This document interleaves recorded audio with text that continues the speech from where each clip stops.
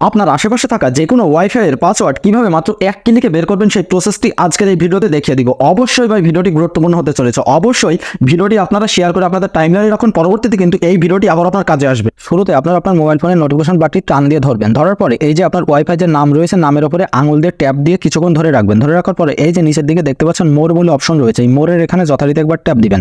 Tap দেওয়ার পরে এই যে ওয়াইফাইয়ের নাম চলে এসেছে, নামের ডান সাইডে দেখুন আয়ের মতো একটি চিহ্ন রয়েছে, এখানে যথারীতি একবার ট্যাপ দিবেন।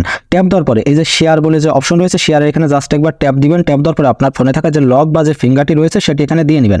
দিয়ে নেওয়ার পরে এই যে দেখুন কিউআর কোড অপশন চলে এসেছে, এখানে জাস্ট একবার ট্যাপ দিয়ে আপনারা কিউআর কোড অপশনটি এখান থেকে একটি স্ক্রিনশট দিয়ে নেবেন।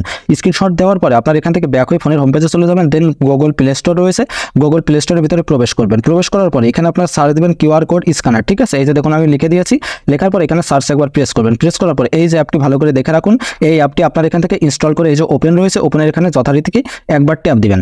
ট্যাপ দেওয়ার পরে আপনাদের সামনে এই যে উপরের দিকে দেখুন গ্যালারি বলে একটি অপশন চলে এসেছে, এই গ্যালারি আইকনের এখানে যথারীতি একবার ট্যাপ দিবেন। ট্যাপ দেওয়ার পরে আপনারা গ্যালারিতে প্রবেশ করবেন। প্রবেশ করার পরে আপনারা কিছুক্ষণ আগে যে স্ক্রিনশটটি দিয়ে নিলেন ওই কিউআর কোডের, ওই স্ক্রিনশটটি এখান থেকে সিলেকশন করে নেবেন। সিলেকশন করে নেওয়ার সাথে সাথে এই যে দেখুন পাসওয়ার্ডটি কিন্তু ইজিলি এখানে দেখা যাচ্ছে, এমনভাবে পাসওয়ার্ড দেখতে পারবেন। That's it.